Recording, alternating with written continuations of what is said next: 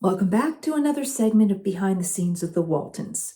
Not too long ago, I did a segment about a tribute that was done to Earl Hamner in honor of what would have been his 100th birthday in Nelson County. And I said as part of that the Walton children had done a Zoom where we all talked about our memories of Earl. At the time in that segment, I didn't share any of that with you. And so I thought now I would share with you that Zoom that we did where we all talked about some of our favorite memories of Earl Hamner. Thank you, everybody, for coming together. Anybody with a big family knows it's not particularly easy to get everybody together at the same place at the same time. And we've all overcome our technical challenges to be here and to have a moment to kind of remember Earl Hamner and celebrate his 100th birthday. Let's start with the homecoming, which is the first time we would have all met him and worked with him. Would anyone like to start with a recollection of Earl Hamner and the homecoming? Yeah, I have one. I said this somewhere, but I remember when we were in there with Fielder Cook and stuff, Earl's the only guy that didn't give off shark vibes. I distinctly remember that. And I'm like, I like this guy, but I don't know about these other people. So that's kind of a nice credit to Earl that he made us feel welcome. And that was at the very beginning at our final audition, right? Yeah, when we were gathered with Fielder Cook and Richard for the first time. Was it at CBS, I think? Yeah. Yeah, I think the auditions were there. And I remember him being I had 3 auditions, and I believe he was at all 3 that I was at. He and Bob Jacks, our producer, and Fielder Cook, and Pam Polifroni, the casting director, and then a group of other actors who were auditioning for the rest of the family. I remember Fielder Cook telling us about Patricia Neal and that we had to be very careful with her. And yes, and Earl was there, and then they sort of explained it was a story about his family, and it was just lovely. He was lovely. Does anybody else remember that? Well, I do remember towards the end of the filming of The Homecoming, we all went up to Jackson Hole, Wyoming, and we spent a week up there, and we got to spend time with 2 of the things that were very special to Earl, which were his 2 kids, Carrie and Scott. And Carrie were there, yeah. And they were extras used in some of the outdoor scenes on the show, on the movie. But also we got to hang with them. And that was when they became part of our family that we were starting to grow into at that point. Also, I just remember Earl, on to what David was saying, he was such a gentle man. I use that word very closely because he always used gentleman. He was such a nice man. And he always, I asked him, I said, I felt like you didn't look at me when we were at the auditions. This was after we had started filming. I said, I've never felt that way before. He goes, I just felt you were part of the family. You were one of my brothers already. And, I just thought that was such a nice way to say it. You worked, and I didn't question or challenge the casting directors or anything else. He was that type of a person. Just so sweet and so nice. He was kind of a father figure. He was protecting his child, which was great because he was always so sincere and he was genuinely interested in what was going on. He'd always come down to the set and not just talk about what we were doing, but just, how are you? What have you been up to? And we didn't get that from our other producers. I had, at some point, I bought a copy of the book of The Homecoming, and I had an opportunity to have Earl sign it. And he was really sweet. He wrote his inscription said something like, to Judy, who had all the best lines and knew what to do with them. Oh, sweet. So I loved that. That was really sweet. So he would do those very kind sort of personalizations on things like that. I think he also signed my Goodnight John Boy book, and so he was very, responsive. I think when we did The Homecoming, I had never acted before, and in the walnut cracking scene, Elizabeth was supposed to burst into tears, and I just didn't know how and couldn't do it. And I think in seeing that challenge, he wrote the little scene for David and me. up in the hayloft, where we talk about me not wanting to get any bigger. And so the problem of me not really knowing what I was doing as an actor kind of led to this really sweet opportunity for David and I to have the scene in the hayloft, because I couldn't cry. Well, you look like a pro from the get-go, Kami. So, Well, that's very sweet. yeah, you'd never know we were total amateurs. Well, and I don't think he was looking for amateurs, but I think he was looking for kids who could feel authentic and kid-like as opposed to too polished. When the series started, it always seemed like such a big deal when he came down to the set, because I feel like maybe he was around a lot when we were doing the homecoming. Does that match your recollection? Mm-hmm. And then once we started into the weekly grind of getting the TV series out, you didn't see him on a daily basis. Well, I think there was a lot more demand on him at that point, because he had to come up with 24 shows every year. And so I think he was writing a lot and rewriting a lot at that point. So you're right. I remember seeing him at least one time every show, each episode, but sometimes a couple times. And it almost got to the point where he was so busy that when he did come down, there was a problem that he had to try to figure out how to make the script work for all of us or something. So I have a question. How much influence or authority do you think Earl had in casting for the homecoming? Earl told me at some point during the homecoming or at some point after the audition that he just thought I looked more like his son than his own son. So the fact that I looked like one of his family had a lot to do with me being cast, I'm sure. So he probably had a Same thing vote. was true for me. He said that I looked like Audrey. It's true. The real Erin. So yeah, and we do look alike. yeah, and so. John, I remember meeting Cliff, and we you and I were out there in Virginia at the time, and we met him, and I said, "My gosh, you look more like his son than his kids did." For the record, Eric and I went to Virginia in 1974. Wow. So I was 18, you were 15, I think. Probably, yeah. And we actually stayed there at the Hamner house with Doris, Earl's mother. Yes. Which was And remember when Doris, she told us there was a knock on the door, and she said, "You guys go get it." So we opened the door, and it's some fans that are coming to see her, because she says it was like a pilgrimage of the area. They would all come and visit with Doris. So they, of course, opened the door, and you heard her cackling in the back. She thought she really pulled one on, because, of course, the people opening the door see John and I there, and they're going, "Something's wrong here." They must have been really surprised. They were very surprised. That's probably why they thought we did all the filming back there, because they heard you were there. Because you were there. Do you all remember? Go ahead, David. I'm just glad they didn't make me and Judy rinse our hair red for the series. Yeah. That's right. Yeah. Well, I always tell people the only reason I got the audition was because of my hair color. It's all about the hair. It really had nothing to do with anything else, because I had never acted either. They were looking for redheaded kids. And that's where it was my very first audition. And there were so many professional. They saw every great kid actor in the world. I remember being on the audition and looking around the room like, Pamela and Vernon, oh my gosh, everybody was there. It was like a star-studded kid event. And then I was so surprised that it ended up being us. But I think the casting, I mean, if you think about, we had the opportunity to watch the homecoming with a live audience that, 10 years ago in an event in New Jersey. And I've always loved the homecoming, but it's like a home movie for me, right?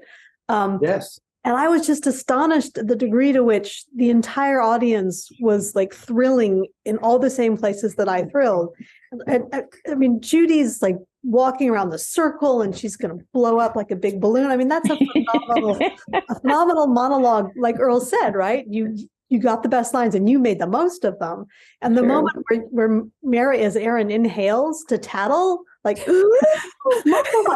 the funniest thing. I mean, and I feel like every one of us had these moments with this script that just, it was golden. And I don't know how he did it in terms of writing dialogue that was so easy to say authentically, and Yes. also picking the right combination of people. That was what was magical about him. He had a Yes. real sense of humanity, of people, of connection and community. And he never, ever lost that. You know, it No, I and remember actually- really brought the show years together. later, some TV movie or something that was on after our show had been off for some time, and I watched it, something that he'd written, and it was so beautiful. And I remember calling him just to say, Earl, I watched this, and again, just being so moved by the quality of his writing. It was just so beautiful. And then we were so lucky to have his presence in every single episode. Those narrations, the beginning Oh, and yes. end, are just such a gift to the show, that he was the one who did that narration. All my favorite Yep. Twilight Zone episodes were ones that Earl wrote. Mm. Oh yes, and I think they're all. I think they're all country based. They're all rural based episodes. There's a David, couple what do you think? exceptions, but the one with Arthur Honeycutt called The Hunt, that's total Earl, Virginia mountain thing. Right. But yeah, Was that the one with the dog? yeah, Great episode. Mm. You know, I was thinking about, of course, this is, you know, it's honoring part of his birthright with Virginia, and one thing that Earl always was very loyal to Virginia, and I remember a couple of times he'd say, "That's not the way we would talk," or "That's not the way we would do something there." So he was very loyal to his family, and he was also very loyal to Virginia. So it's only appropriate that he's being honored for this. Yeah, work that was done. absolutely. One of Well the deserved. boy, the gravity is still being felt. Earl's like this little pebble who was thrown in a big pond, and it's still creating ripples. Here we are 5 decades later, and you know, I joke that for me, the Waltons is like a piece of gum you can never entirely scrape off the bottom of your shoe. But that's just me, you know, not passing up an opportunity for sarcasm. But yeah, it's Because you love astonishing. gum. Oh, it's astonishing. It was like a blessing and a curse. You know, it felt like a curse in the beginning because, you know, I didn't like being recognized and stuff. But later on, the blessing part of it, it's really nice to be associated with something that was of value and still has lasting effect. Earl told me this story that he would come up with some ideas for shows and he'd go pitch them to CBS, and they'd say, well, it's all very good, but there's no market for it. Boy, what short-sighted people they were. Yes. Like Eric said, you know, he had great respect for where he came from, and how he came up. And so he told stories with that lens of respect, you know, and stories about people who I think very traditionally are made fun of, you know, are reduced to kind of stereotypes or kind of country bumpkin imagery. And he never did that. He always tried to really show the humanity of poor people, people of color, rural folks, you know, really People struggling, Yeah. hungry people. Yeah, the Dust Bowl. I remember all of that. The people you'd never saw on TV before. yeah, Yeah. people who weren't It was represented. so- with dignity and real. respect. I remember him being the person who came down to the set early in the first season and sort of coached us on our accents. And I remember him giving us tips, you know, so that we didn't fall into doing hokey Southern accents, soften the words, soften the endings, take the consonants off. And certainly I never felt self-conscious about having to really worry about, was I doing an authentic Virginia accent, because it's a very tough accent to do. And yet, you know, they didn't let us fall into just doing a really broad hokey Southern accent. There are words that I learned with a soft Southern accent because I wasn't trying to do an accent. I was, you know, 7 or 8. I wouldn't have known how, but because because of you, Judy, and others doing, you know, some kind of soft Southern accent, there are all kinds of words that I learned for the first time on set that I learned with the accent. I love that. I don't think it was so much an accent, but a way of speaking. Like if you look at Richard, it wasn't the tonality, but the manner of delivery. Something popped into my head before I forget. Do you all remember, speaking of Southern and speaking of Virginia, do you remember one year very early on in the show that Earl gave us all hams from Virginia Yes. as Christmas presents. Like a whole ham, like the Very whole Virginia- thing. A nice thing. whole Virginia ham. Did you eat your ham? My dad was reading the directions, and he thought, I mean, you had to like soak it, and there was a process to it. You couldn't just pop it in the oven. It was a thing. Right. A Smithfield Was it? ham. And that's the thing you have to take because it's cured in salt. My mother, I guess she neglected to read the instructions and just, put it in the oven. And we bit into this thing. It was like, oh, It's like a salt lick. yeah, exactly. Pure salt.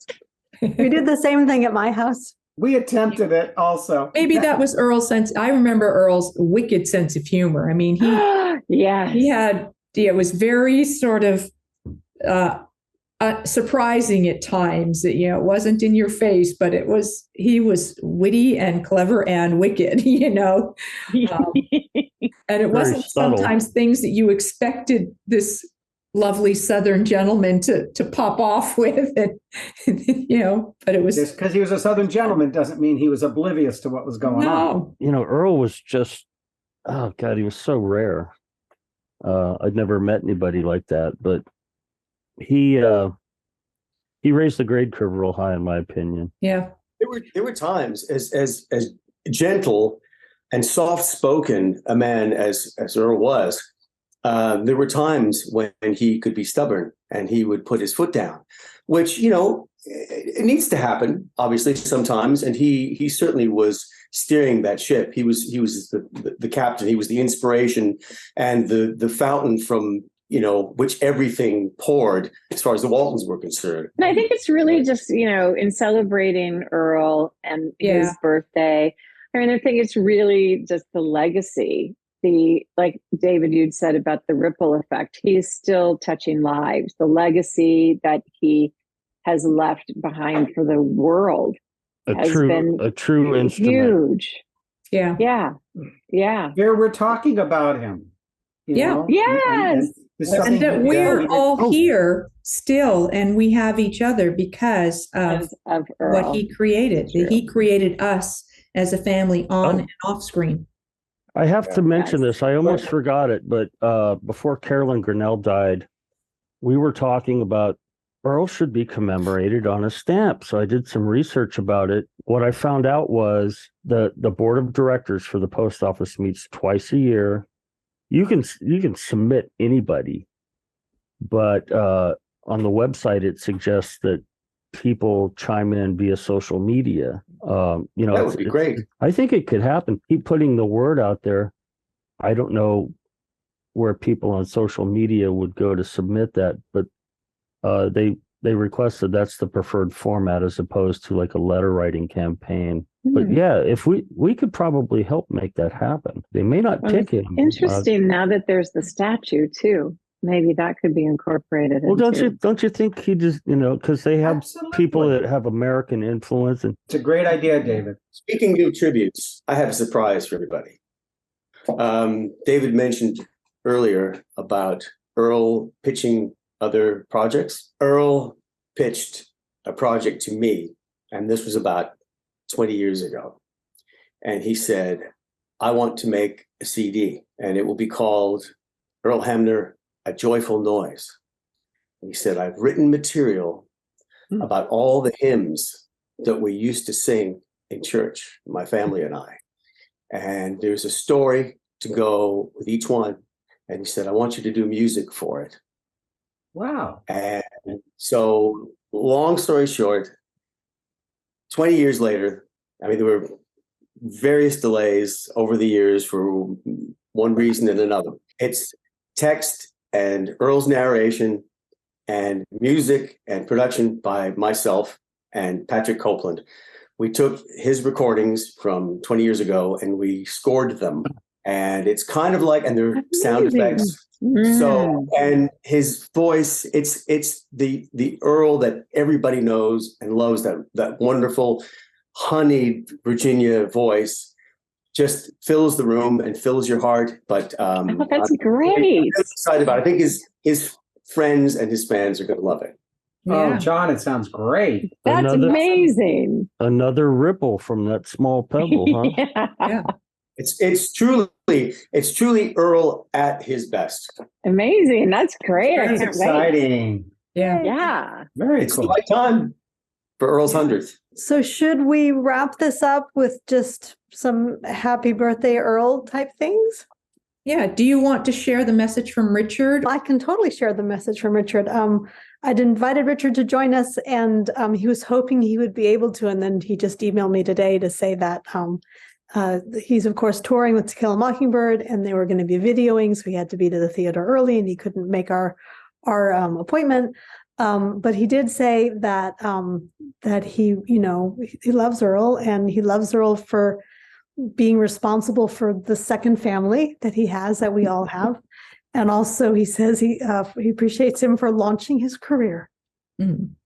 I remember at one of the reunions, him getting up and speaking, and he repeated it a couple times, but he said, growing old is not for sissies. So true.